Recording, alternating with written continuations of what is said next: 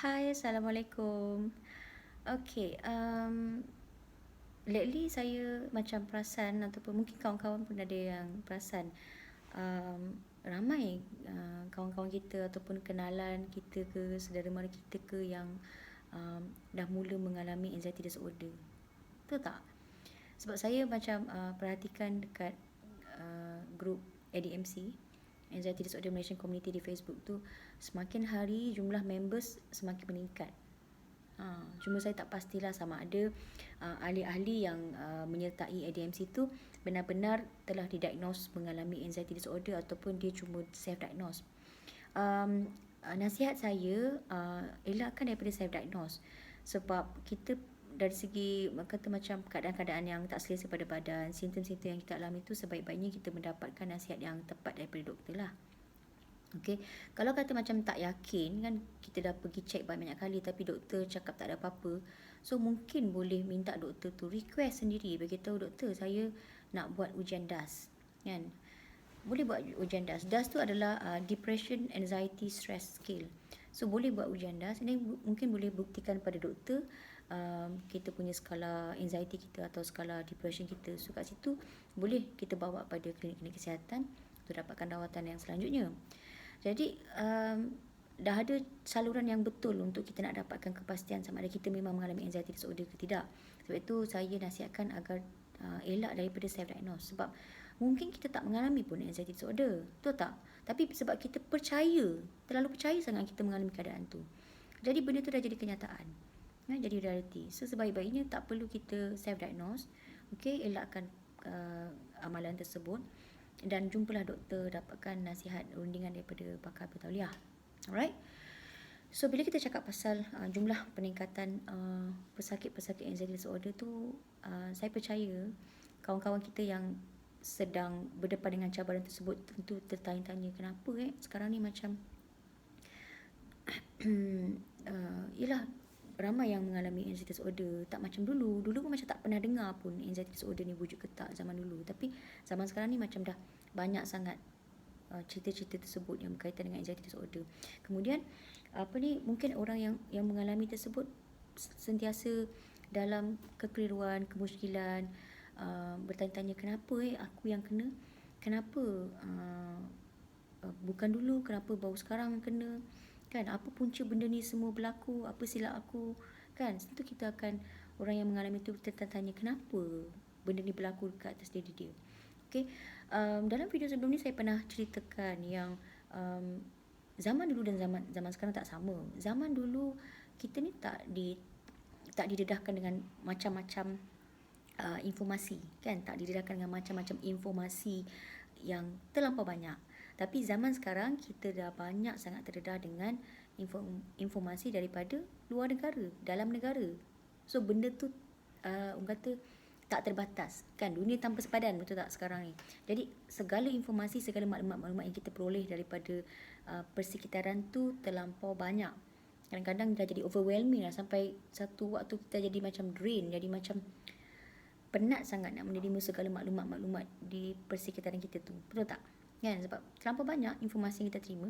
So sebab itu saya kata zaman dulu dan zaman sekarang tak sama. Zaman dulu informasi tak banyak, jadi tak banyak mereka yang terdedah dengan perasaan-perasaan takut, risau, gelisah kan, berbanding dengan zaman sekarang. Macam-macam cerita kita jumpa dekat media sosial. Okay, so bila kita bercakap tentang punca ataupun faktor kepada anxiety disorder ni, kita kena faham bahawa anxiety disorder ini bukan berlaku secara tiba-tiba. Ramai yang menganggap bahawa anxiety disorder tiba-tiba berlaku. Sebelum ni aku sihat je, tiba-tiba aku kena panic attack. Kenapa? Macam tu. So kat situ lah yang dia rasa macam ini tanda-tanda nak mati lah, ataupun dia rasa macam dia ada penyakit lah kan. So dia pun tertanya-tanya lah, kenapa benda ni berlaku tiba-tiba. Sedangkan anxiety disorder tu sebenarnya sebelum nak berlaku keadaan tu, sebelum nak jadi disorder tu, kita sebenarnya dah hidup dalam anxiety kan. Kita dah terlampau lama sangat hidup dalam anxiety. Kemudian bila dah tak terurus anxiety tu, barulah menjadi anxiety disorder.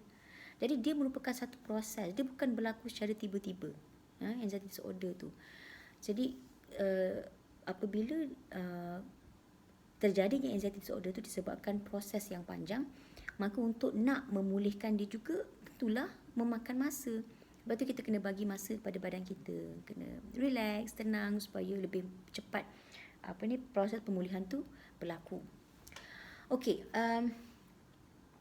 proses pembelajaran manusia ni sebenarnya dia bermula daripada dalam perut, dalam perut kita, dalam perut lagi. So waktu tu kita pernah orang pernah cakap kalau macam ibu-ibu yang mengandung tu banyak-banyaklah baca Al-Quran contohnya, selalulah bercakap dengan bayi dalam perut kan.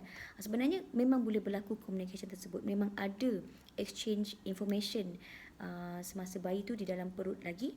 Okey, salah satunya adalah dalam bentuk tenaga emosi yang ibu itu bawa semasa dia mengandung. So semasa kita mengandung, ibu-ibu yang mengandung, kita dinasihatkan untuk tenang, relax, jangan stres-stres. Tujuannya sebab kita tak nak turunkan tenaga emosi tu kepada kejadian anak kita dalam perut. Sebab kita sedang bertukar, exchange energy dengan anak kita kan. So apa emosi, tenaga yang kita bawa waktu tu akan imprint ataupun transfer kepada anak kita. That's why kita digalakkan baca Al-Quran supaya kita tenang, dan digalakkan untuk jangan stres-stres, kurang-kurang uruskan stres dengan baik supaya kita berada dalam keadaan tenang, supaya itu akan di imprint dalam kejadian bayi dalam perut tersebut. So itulah orang kata knowledge yang kita terima masa dalam perut, pengetahuan ataupun informasi, proses pembelajaran yang kita terima masa kita dalam perut ibu kita lagi. So pada kawan-kawan ibu, jangan sia-siakan peluang bila kita ada peluang mengandung kan, dapat lahirkan seorang anak, kita kena ada niat untuk nak jadikan anak tu sebagai kata khalifah yang terbaik lah dekat dunia. Sebab memang kita pun khalifah dan kita nak anak-anak kita tu menjadi kata macam memberi sumbangan kepada agama, bangsa, masyarakat. So kalau kita tak mulakan sejak dalam perut lagi, kita nak start bila dia dah dewasa, kerja tu akan jadi beban. Maknanya kita kena hard work sikit, kena increase sikit kita punya usaha tu lah. Tapi kalau kita daripada dalam perut lagi kita dah didik anak kita tu dengan perkara-perkara yang baik, jadi proses itu lebih mudah. Okay, so macam yang saya katakan tadi, kita menerima informasi, kita belajar, manusia tu belajar daripada kecil sampai dia dilahirkan, dan sehingga sekarang pun proses pembelajaran tu berlaku secara berterusan sehingga kita mati. Okay, so proses pembelajaran ini selain daripada kita menerima apa yang ibu kita ada waktu tu, apa tenaga emosi yang ibu kita salurkan, apa bentuk pemikiran yang ibu kita ada, apa bentuk emosi yang ibu atau ayah kita ada waktu tu, kita akan terimprint, akan menjadi salah satu maklumat yang tersimpan dalam kita punya subconscious mind dalam perut tu. Selain daripada ruang tersebut untuk kita nak dapatkan maklumat, terdapat juga cara lain untuk kita belajar, iaitu daripada persekitaran apabila kita lahir. So di persekitaran kita menerima segala informasi di persekitaran kita adalah melalui deria-deria kita ni lah. So kita punya senses yang kita ada. So contoh apa yang kita lihat, kita pandang, okay. So kita punya otak akan menterjemah, memberi signal, akan menterjemah, dan kemudian dia akan menyimpan maklumat tersebut dalam kita punya store memory, dan dia akan menjadi kita punya disimpan dalam kita punya subconscious mind. So apa yang kita dengar waktu tu juga, okay, akan otak kita akan mentafsir situasi tersebut, dan kita akan menerima sebagai satu maklumat, dia akan tersimpan dalam kita punya subconscious mind. Okay, so otak kita ni kita pun pernah dengar kan, terlampau banyak sangat neuron dalam otak kita ni. So satu neuron tu saja menyimpan gigabyte yang sangat besar. So satu neuron menyimpan pelbagai ruang penyimpanan memori yang terlampau banyak. Dalam satu bentuk gigabyte yang terlampau berbilion gigabyte dalam satu neuron. Bayangkan apabila kita ada mungkin berpuluh ribu, beratus ribu neuron. So bayangkan segala informasi yang kita terima tu tanpa kita sedari, sepanjang hidup kita tu tersimpan dalam kita punya subconscious mind. So benda tu cuma dia tidak kata repeat saja. Apabila dia repeat je pengetahuan yang kita terima tu, dia berlaku berulang-ulang kali, kita repeat, maka dia akan jadi habitual dan dia akan menjadi tersimpan dalam kita subconscious mind. Jadi benda tu dah jadi automatic. Jadi automatic. Contoh macam kita berjalan kan, kita ada orang kata keinginan untuk kita nak berjalan masa kecil. So bila kita berjalan, kita mulakan langkah, dan bayi ni apabila dia dah mula start nak berjalan, dia akan repeat. Betul tak? Dia akan repeat dia punya action tu. Dia akan repeat nak cuba bangun, cuba berlangkah, cuba berjalan, dia akan repeat. Besok dia repeat lagi dan dia repeat lagi. So bila lama-lama dia repeat, dia dah boleh tahu gerak gaya macam nak berjalan. So benda tu, kemahiran tu dah tersimpan dalam subconscious mind dia. So dia dah tak perlu nak recall lagi, nak ingatkan balik, dia dah jadi satu automatic system. Sama juga macam kita memandu kereta. Mula-mula kita perlu praktis, perlu alert, aware, betul tak? Kita punya gear tu berapa apa semua kan. Tapi bila kita sentiasa berlaku repetition dalam kita punya proses pembelajaran tersebut, repeat, lama-lama dah teringat dan jadi automatic system. Maksudnya kita dah boleh terus keluarkan benda tu tanpa perlu berfikir lagi, dah jadi automatic. Sama juga dalam contoh sifir. Sekarang sifir pun macam tu dulu. Kita menerima pengetahuan nak menghafal sifir. So sifir tu bila kita hafal, repeat, ulang balik 2 kali 5 10, 2 kali 5 10, 6 kali 3 18, 6 kali repeat, lama-lama dia dah tersimpan dalam subconscious mind. So dia dah menjadi satu perkara automatic respon, automatic system. So dah tak perlu nak fikir, perlu nak tengok dekat dalam buku lagi dah, sebab dah berlaku repetition. Information yang kita terima tu dah kata dah repeat dan dia menjadi memory dan dia become automatic system dalam diri kita. So apa, bayangkan dalam kehidupan kita ni, apabila persekitaran kita terdedah dengan perkara-perkara yang menakutkan, merisaukan, mencemaskan, kan? Perkara-perkara yang kita nampak yang membangkitkan amarah contohnya. So benda tu yang kita nampak, kita lihat, kita rasa, menjadi satu pengetahuan baru dalam diri kita, informasi baru dalam diri kita. So apabila maklumat tu kita terima, dia akan tersimpan dalam subconscious mind. Jadi apabila berlaku peristiwa yang lebih kurang sama dan kita teringat lagi yang past time tu, kita marah pada situasi tersebut dan kita react benda yang sama, kita marah, kita menunjukkan reaksi marah lagi pada keadaan yang baru tu. So dia dah jadi repetition, dia dah repeat.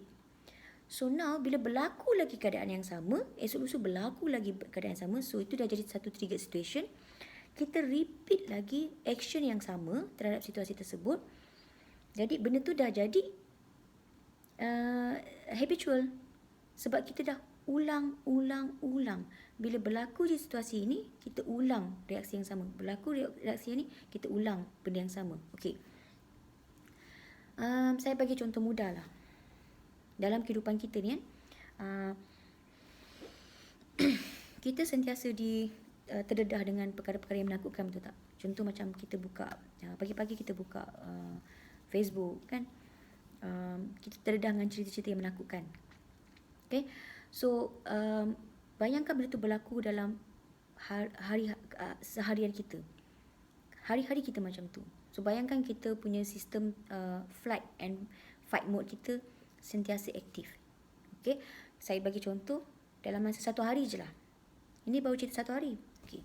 Satu hari tu kita bangun tidur terlambat. Kita masuk kerja pukul 9. Kita masuk kerja pukul 9. Tapi waktu tu terlambat. Kita bangun pukul 8.30. Tak sedar. So bila kita bangun tu, kita rasa cemas lah. Sebab apa? Kita dah lambat nak pergi kerja ni. So waktu tu apabila kita rasa kaget kan, bila kita dah terbangun lambat tu, jadi kita punya fight and flight mode kita tu started to activate. Dia akan start activate. So bila dia activate, kita punya reaction sama ada nak fight, lawan, ataupun flight, ataupun lari. Oh, lari. Maksudnya kita lari, pergilah cepat-cepat masuk bilik air. Kan, nak mandi cepat-cepat. So kita dalam keadaan cemas, nak cepat-cepat siap. Alright. Kemudian bila kita dah siap, lepas tu dah lagi dah pukul 8.50 baru kita dekat dalam kereta. Dah start enjin kereta tu pula. Lepas tu kita kelang kabut lagi ni, nak bawa kereta laju-laju ni. So, sepanjang kita membawa kereta tu dalam keadaan laju tu, of course lah kita punya fight and flight mode kita tu dalam keadaan activate, sebab kita dalam rasa ancaman. Sebab kita tahu bila kita bawa laju tu, kita akan terdedah dengan ancaman-ancaman seperti berlakunya kemalangan. Jadi kita akan lebih alert. Bila kita lebih alert, so waktu tu kita punya fight and flight mode kita yang dalam otak kita tu akan activate. So bayangkan tadi tu belum release lagi tau. Kita punya keadaan kita kita punya fight and flight mode kita belum release lagi, belum relax lagi, tapi kita dah tambah lagi dan akan kita bawa laju-laju. So increase lagi kita punya fight and flight mode kita, activate sekali lagi. Dan masa benda tu activate akan menghasilkan hormon kortisol. Okay, hormon kortisol orang panggil hormon stres lah. And then kita sampai dekat office, lambat, bos marah. So bos marah, kita triggered. Okay, kita triggered. Rasa macam takut pun je, rasa macam nak marah balik pun je, kan? Sebab bos nak marah. So sekali lagi kita punya fight and flight mode kita activate. So apa reaction kita waktu tu? Takut sebab kena marah dengan bos. So kita rasa macam down. Betul tak? Kita down. Lepas tu kita ambil reaction duduk diam-diam. Marikanlah escape daripada keadaan tu. So lepas bos cakap benda macam tu, bos dah marah-marah, lepas tu kita pun duduk diam-diam, tak nak cakap dengan orang, kita escape daripada keadaan tu, kan. Lepas tu nanti tiba-tiba kita tengah-tengah nak buat kerja tu baru tersedar, alamak, deadline kerja tu rupanya besok nak kena submit, tapi kita belum siap lagi. Panik lagi, betul tak? Besok nak present ni, tapi kita tak siap lagi. Panik lagi. So sekali lagi fight and flight mode kita activate, kan? The boom lagi.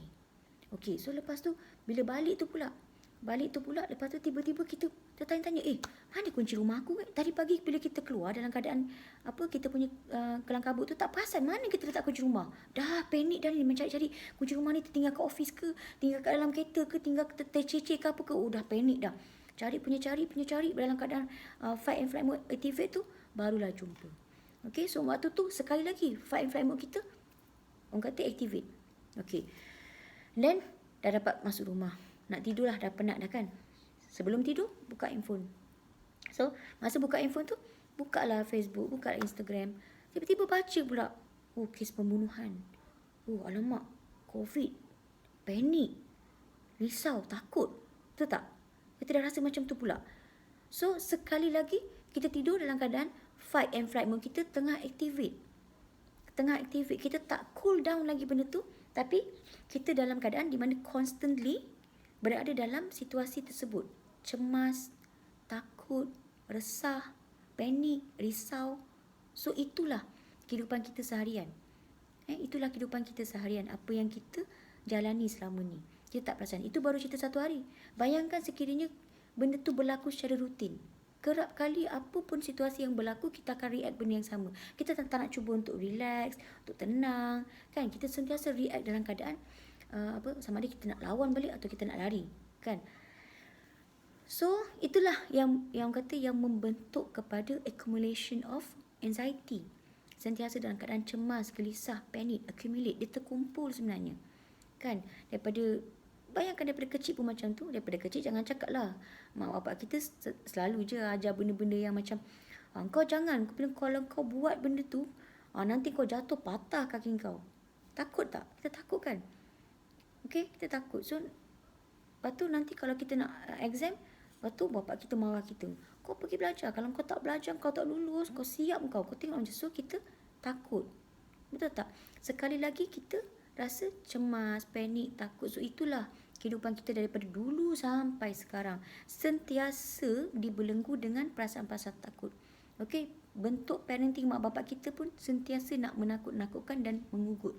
So itu pun antara faktor-faktor menyebabkan kita sentiasa berada dalam keadaan ketakutan, sentiasa dalam keadaan cemas, resah, gelisah, risau. So bila kita, perkembangan kita, persekitaran kita sentiasa menerima information yang begitu di sekeliling kita, of course apabila kita dah dewasa, kita akan sentiasa react dengan perasaan yang sama, dengan bentuk fikiran yang sama. Sebab apa? Dah menjadi habitual. Benda-benda tu dah familiar dengan diri kita. Sebab bila kita marah, bila kita kena marah, kita akan takut. So bila kita dah masih kecil, kita kena marah, kita takut kan. So bila kita dah besar, kita dah kerja, bos kita marah, kita akan rasa takut juga. So benda tu dah familiar. Kalau kita kena marah tapi kita masih boleh tenang, relax, kan? Itu tak berlaku. Sebab apa? Itu adalah satu emosi yang tak familiar untuk diri kita. Sebab daripada kecil kita familiar dengan reaksi yang sama, iaitu di mana bila kita marah je kita akan takut. Betul tak? Bila kita kena marah, kita akan rasa takut. So ataupun contohlah bila ada satu situasi di mana masa kecil kita ingat lagi bapa kita tinggalkan kita. Kita nak ikut dia ni pergi naik motor, nak pergi kedai, tapi bapa kita tinggalkan kita. So masa tu kita rasa marah ni, rasa kecewa. Betul tak? So apabila kita dewasa, kita react macam tu tadi kan, kita marah, kita kecewa. So bila kita dewasa, tiba-tiba bila masuk universiti, kawan kita pergi tinggalkan kita pula. Nak pergi makan ni tapi tinggalkan kita sampai hati. So kita tak sedar tu sebenarnya reaksi marah yang kita berikan pada kawan kita tu sebab dia tak ajak kita makan, merupakan past time memory. Benda yang kita pernah berlaku dulu masa kita kecil-kecil, bapa kita pernah tinggalkan kita, so kita marah. Okay, so now bila kawan kita buat benda yang sama, kita react benda yang sama, kita marah. Okay, so masa kita kecil-kecil dulu, kita marah tu sebab apa? Macam mana kita boleh belajar marah? Kita tengok persekitaran lah. Sebab kita tengok bapak kita pun marah-marah, mak kita pun marah-marah. So kita pun membesar dalam keadaan marah-marah. Betul tak? Jadi bila bapak kita tak bawa kita pergi jalan pun, kita react benda yang kita dah belajar tu, marah bapak kita. So bila kita pergi kerja, bila kita dah belajar, kawan kita buat benda yang sama kat kita, tinggalkan kita, makan tak ajak kita, kita pun marah. Bergaduh lah, jadilah konflik. Itulah putus BFF. Betul tak? So itulah yang saya ceritakan, bahawa anxiety disorder ni berlaku secara proses, accumulative. Dia bukanlah trigger tiba-tiba. So bila kita dalam keadaan constantly, dalam keadaan fight and flight mode kita activate, dia akan menghasilkan saya resdung kan, jadi macam hidung saya gatal. So bila merah hidung saya dah. So bila kita constantly berada dalam keadaan fight and flight mode tersebut, so waktu tu kita punya hormon kortisol akan terhasil dengan tinggi. So bila hormon tu terhasil dengan banyak, belum cepat reda lagi, dia dah tambah lagi. Belum reda lagi benda yang lain, tambah lagi. Belum hilang lagi takut tadi, dah tambah lagi risau lain. Belum hilang risau tadi, lah tambah lagi benda yang marah benda lain. So bayangkan kita punya hormon kortisol dah makin lama makin meningkat. So dalam keadaan di mana kortisol kita meningkat tinggi, dia akan mengganggu penghasilan kimia ataupun hormon lain yang baik untuk fungsi badan kita. Contohnya apabila kita punya hormon kortisol tu meningkat, dia akan menurunkan penghasilan hormon dopamin. Hormon dopamin ni adalah hormon happy, gembira, kan? So dalam masa yang sama, apabila kita punya hormon kortisol tu meningkat dan tak sempat nak heal, stres tu tak sempat nak dipulihkan, sentiasa hidup dalam tekanan, sentiasa hidup dalam kerisauan, ketakutan, belum sempat reda, kortisol tu dah meningkat, dia akan menurunkan penghasilan serotonin. So serotonin ni merupakan satu hormon yang dipanggil satisfaction hormone.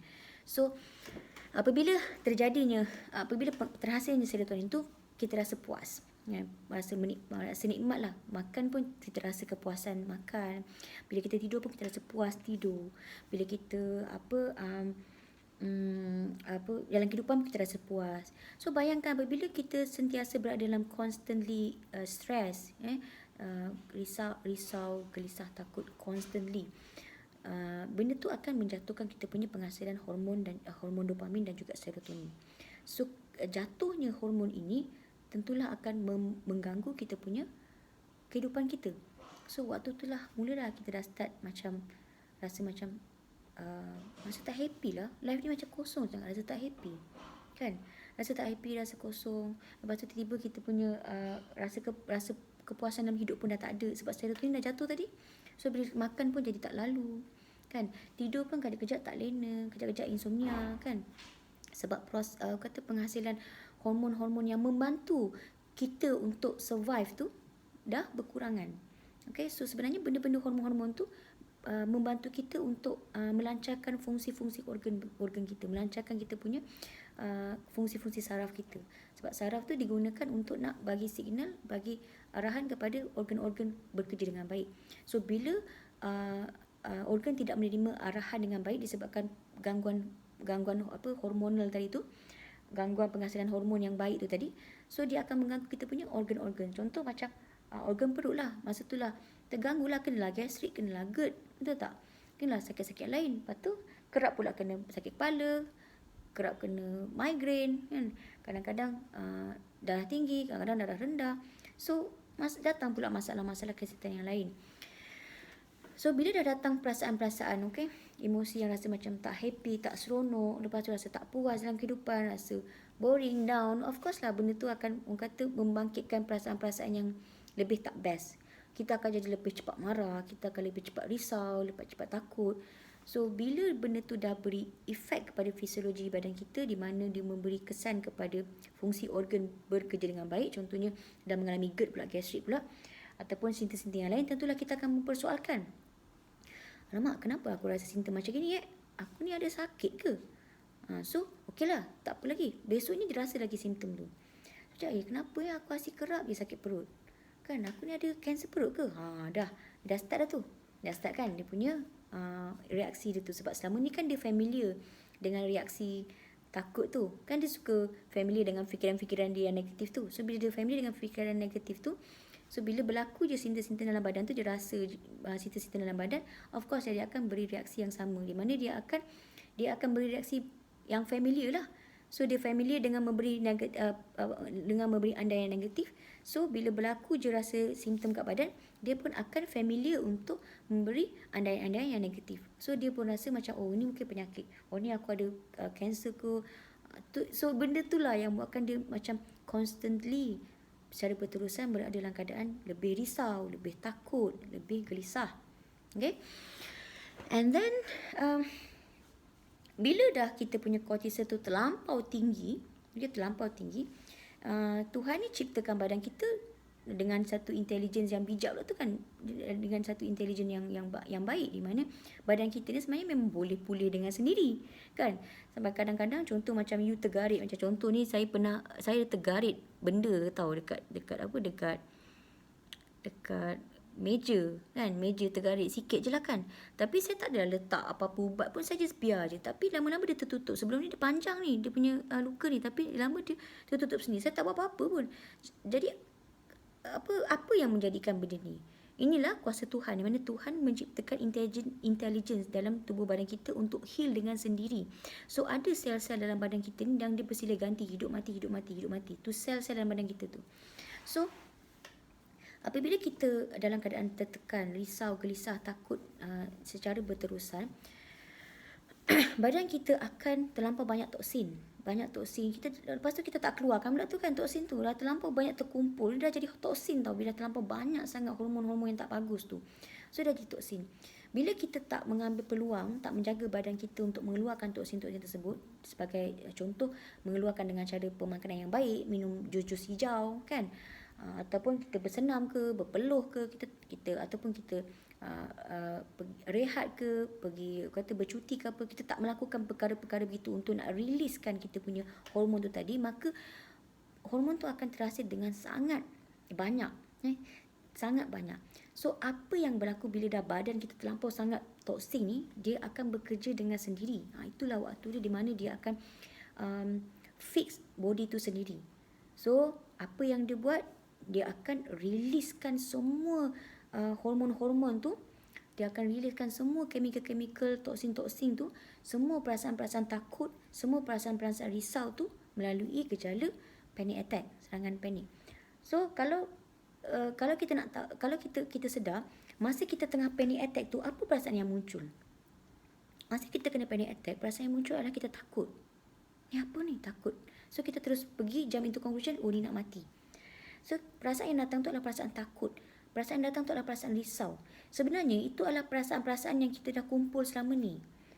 Yang selama ni kita hidup tu dah kita kumpul. Selama beberapa lama tu kita pegang perasaan takut, gelisah tu yang terkumpul tu. Badan kita nak keluarkan secara agresif dah. Sebab dia tak mampu cope lagi dah. Sebab tu dia nak keluarkan. Sebab tu dia keluarkan melalui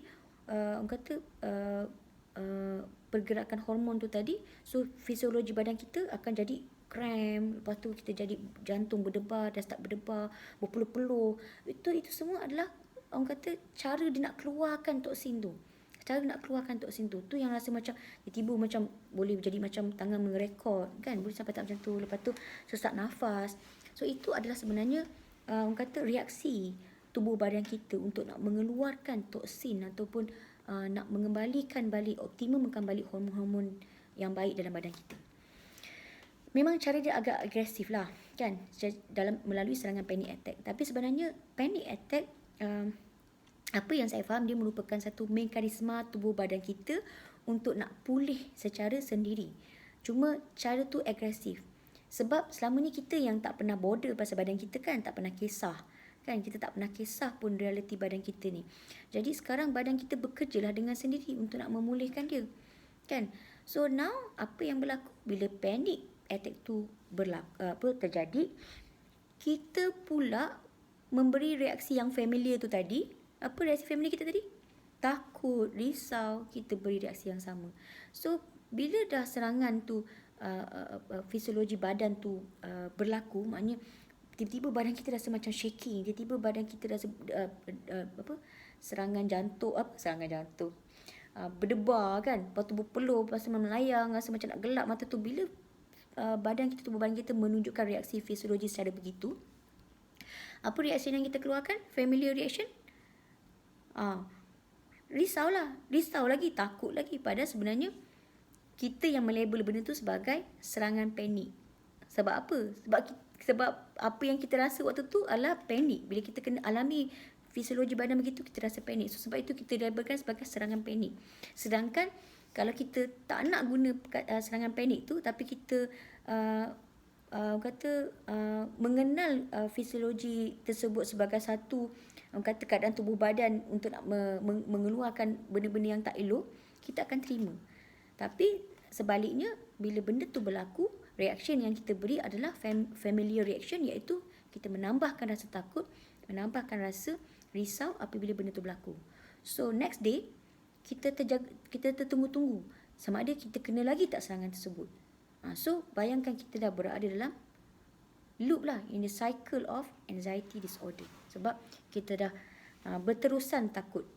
Sedangkan sebenarnya fisiologi badan kita yang berlaku kat diri kita tu tadi adalah sebagai mekanisme badan kita nak release benda-benda yang dah lama terkumpul. So sebab itulah saya invite kawan-kawan untuk ajar diri supaya terima anxiety disorder, terima apa pun simptom yang berlaku dalam badan kita. Terima. So benarkan panic attack tu berlaku sebab ia adalah satu mekanisme badan untuk nak heal dengan sendiri. The more kita kawal, the more kita elak tak nak benda tu berlaku, okay, maka makin terperaplah benda tu kat dalam badan kita. So samalah cycle yang macam kita buat the first knowledge kita tadi, iaitu reaction, family reaction, risau dan takut. Benda yang sama. Maksudnya bila kita awal-awal tadi kita mendapat orang kata kita mempelajari hal-hal kerisauan, kita mempelajari hal-hal ketakutan. Kan? Benda itulah yang menjadi punca kepada kita punya accumulative stress. So benda itulah yang menyebabkan badan kita bertindak balas, memberi tindak balas, mengeluarkan segala benda-benda yang tak elok tu. Okay? Tetapi kita melabel sebagai serangan panik, lalu kita mengelak benda tu berlaku. Kita risau bila benda tu berlaku lagi, kita takut apabila benda tu berlaku lagi, maka kita berulang sekali lagi memberi familiar reaction terhadap situasi tersebut pula. Okey. Jelas tak? Maksudnya macam itulah yang saya kata, sebab tu saya kata kenapa kita sebut sebagai kitaran anxiety, sebab yes, it's like a spiral. Kitaran berpusing macam tu je. Now, instead of kita duduk dalam kitaran tersebut, we have to step out from the loop. Keluar daripada bulatan tu, keluar. Keluar tu bermaksud kita belajar satu benda yang tak familiar lagi dah. Unfamiliar untuk diri kita. Belajar benda baru. So, sekarang ni, instead of kita memberi reaksi yang sama terhadap situasi, maknanya bila berlaku situasinya, kita nak risau. Berlaku je situasi ni, kita nak takut. Berlaku je situasi ni, kita nak marah. Sekarang, untuk kita nak betul-betul total recover daripada anxiety disorder tu, keluar daripada ketakutan tersebut, kita kena ajar diri kita untuk terima information yang baru yang tak familiar dalam kehidupan kita. Kalau sebelum tu kita familiar dengan risau, kita familiar dengan takut, kali ni kita familiar pula dengan emosi berani. Kali ni kita familiarkan diri kita dengan emosi tidak lagi risau. Instead of sebelum ni kita familiar dengan reaksi marah, marah, kali ni kita ajar diri kita untuk belajar benda yang tak familiar, iaitu relax, tenang. Kan sebab selama ni kan apa je benda yang berlaku kat kehidupan kita, semuanya kita nak terkejar-kejar lah. Ni kehidupan sekarang kan banyak yang terkejar, semua nak terkejar tu terkejar ni kan, semua dalam keadaan panik kan. Apatah lagi yang COVID ni, orang sentiasa dalam keadaan panik, takut, risau, betul tak? So constant, betul tak? So now kita nak ajar diri kita benda baru ni. Instead of kita memberi familiar reaction kepada situasi yang berlaku di persekitaran kita, kita ajar daripada dalaman untuk kita aware situasi tu, dan kita ajar diri kita untuk memberi reaksi yang selain daripada yang kita biasa. Okay, so kalau macam contoh kita ada masalah dengan staff, so staff kita tu selalu je trigger kita tau, selalu je bila bagi arahan tak nak dengar cakap, so kita marah ni, marah, besoknya dia buat lagi, so kita trigger, semalam kita marah, so tu past time memory tu, kita react benda yang sama berdasarkan past time memory kita. Semalam kita marah kan, kali ni kita marah lagi. So besok dia buat lagi benda yang sama, kita marah lagi. So bayangkan marah, asyik marah je. Sebab itu adalah familiar reaction, reaksi yang biasa, yang kita berikan apabila berlaku suatu situasi itu. So now, kalau kita nak transform diri kita, atau kita nak berhijrah, kita nak keluar betul-betul daripada cycle of anxiety tersebut, kita kena ubah reaksi yang baru, belajar reaksi yang baru. So now bila kita sedar je yang okay, aku dah sedar yang semalam bila dia buat macam ni aku marah. So apa kata kali ni kalau dia buat lagi benda ni, aku akan relax je. Aku tak nak react apa-apa, aku relax je. So aku nak try challenge diri aku, reaksi yang baru, reaksi yang aku tak familiar. Aku nak cuba. Kan, sebab sebelum ni kalau dia buat macam ni aku akan cepat nak marah. Tapi kali ni kalau dia buat lagi, aku nak react benda yang selainnya. Aku nak relax. Aku tak nak cakap apa-apa, aku diam je. Okay, so dia pun cuba. Okay, cuba and dia rasa hasil. So dia rasa macam, okay juga maknanya aku tak react. So benda tu, keadaan tu lebih cantik. Dah tak ada, isu tu dah tak berpanjangan. Konflik dia dengan staff dia tu dah tak berpanjangan. Sebab apa? Dia tak react. So taklah berpanjangan. Besoknya berlaku lagi, staff dia buat dia marah lagi, tapi kali ni dia gagal. Kali ni dia dah tak boleh. Semalam aku dah relax kan, aku dah tak react, hari ni dia buat lagi, aku tak boleh jadi ni. So dia pun marah, and then dia balik, dia rasa kecewa. Kenapa aku tak jadi?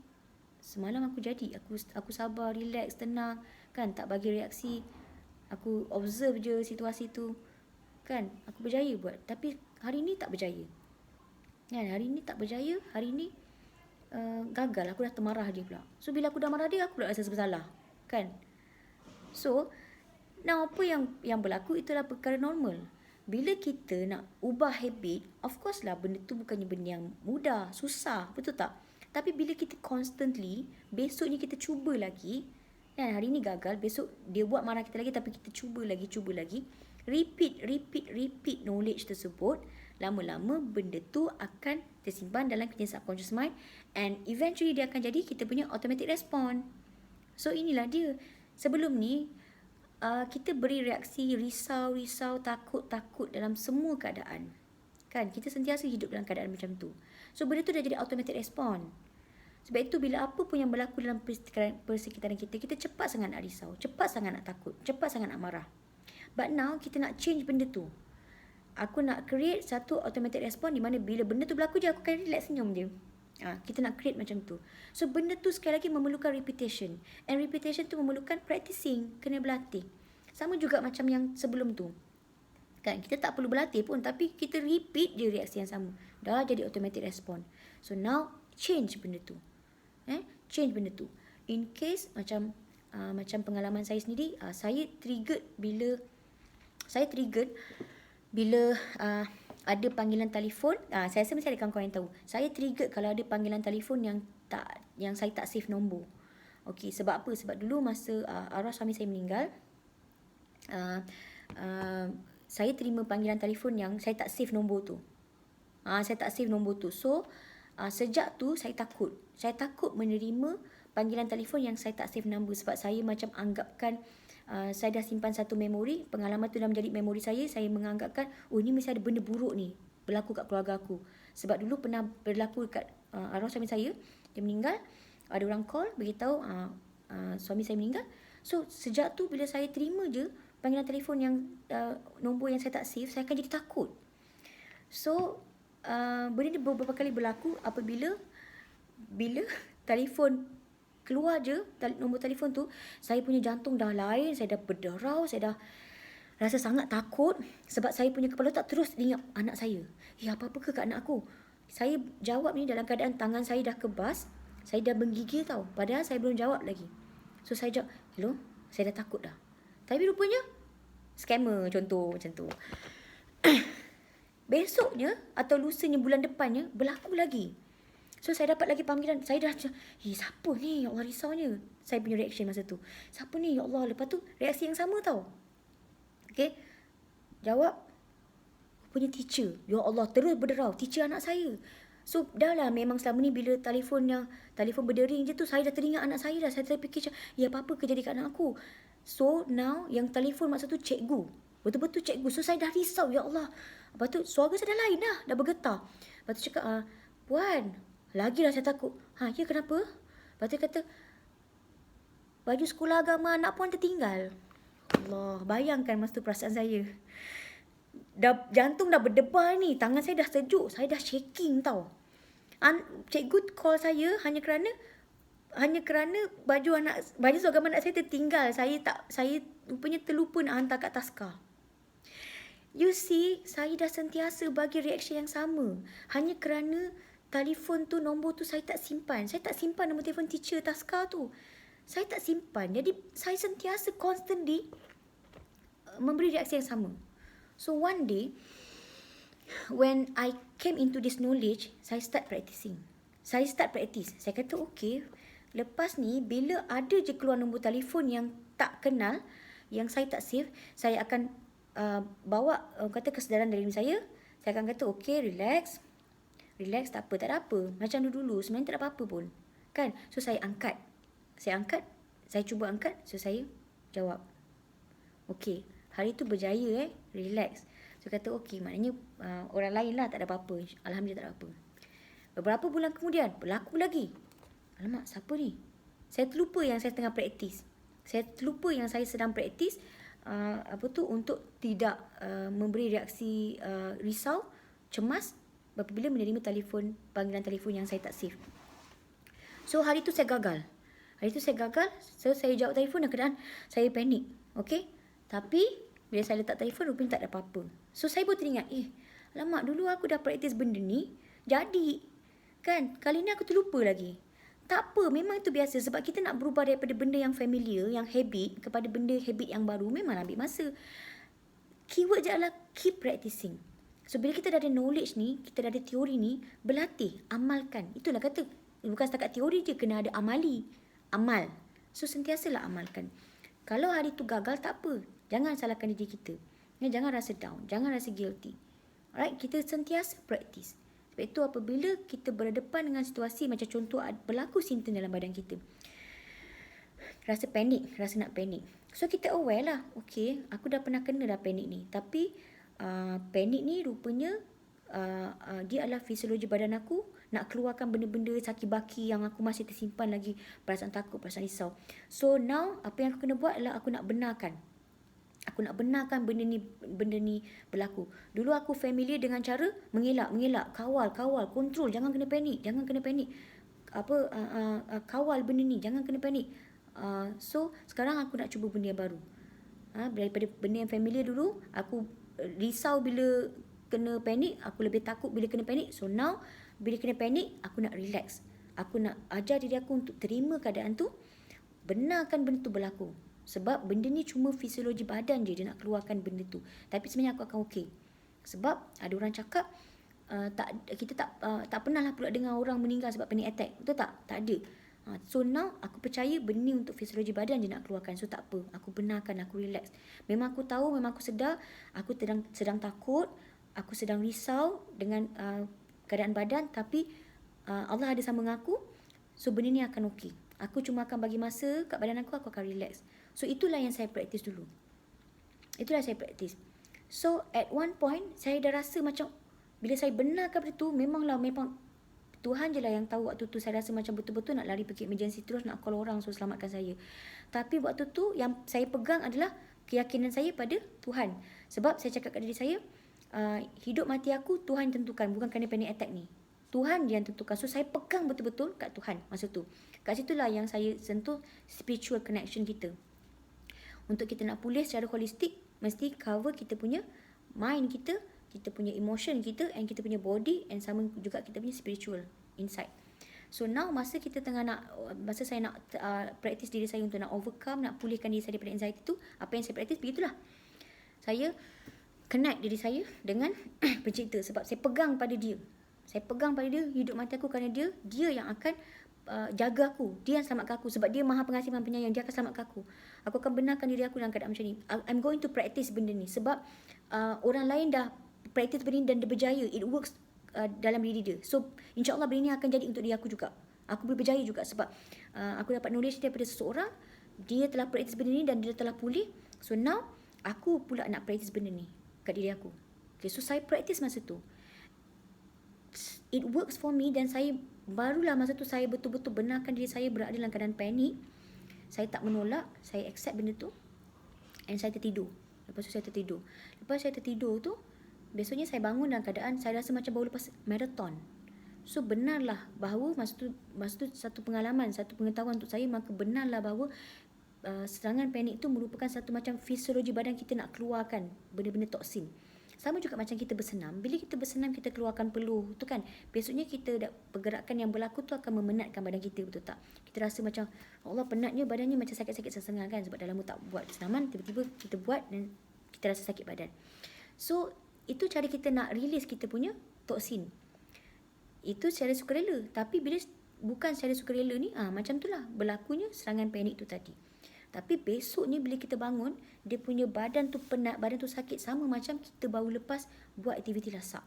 Itu yang saya rasa, itu pengalaman yang saya rasa. So kat situ saya rasa, maknanya betul lah. Jadi kalau nak pulih, memanglah kita kena, orang kata, ajar diri kita untuk sentiasa buat aktiviti bersenam, biar keluarkan peluh kan. Instead of kita paksa diri kita, panic attack ni berlaku, kita boleh bersenam, boleh benarkan benda tu. Tapi dia tak semudah tu lah. Macam saya rasa proses pemulihan tu memerlukan masa yang panjang. Masa yang panjang sebab apa? Sebelum berlaku pun dah panjang proses dia. So bila lepas nak pulihkan, of course lah panjang juga. So now beberapa waktu selepas tu saya mengalami sekali lagi anxiety, panic attack. So saya try practice, but at that moment saya gagal. So saya terus lari pergi cari kakak saya masa tu. Lari dah nak minta diselamatkan saya apa semua. Cuma masa dah sampai tu, rumah dia tu saya dah release dah okey. Tapi memang saya dah keadaan panik. Tapi saya tak boleh nak kawal perasaan saya masa tu. So waktu tu saya gagal. But tak apa. Saya kata okey tak apa, aku gagal. Tapi besok kalau kena lagi, aku akan welcoming. Aku akan jemput dia datang. Sebab ini je orang kata peluang untuk aku nak betul-betul releasekan benda tu. So itulah yang saya praktis. Bila saya praktis, saya ubah reaction saya. So sebelum tu saya tak boleh, saya orang kata risau dan takut bila kena panic attack. So now saya ubah benda tu. Instead of saya risau dan panik, so now saya ubah kepada tak nak lagi panik, tak nak risau, saya membenarkan. So bila saya membenarkan, keadaan saya akan lebih tenang. Perasaan saya, emosi lebih tenang waktu tu. So itulah dia. Reaksi baru yang kita nak ajar, yang mana benda-benda yang tak familiar untuk kita tu memanglah susah nak buat. Habit yang baru tu memang susah nak buat. Jadi benda tu memerlukan proses.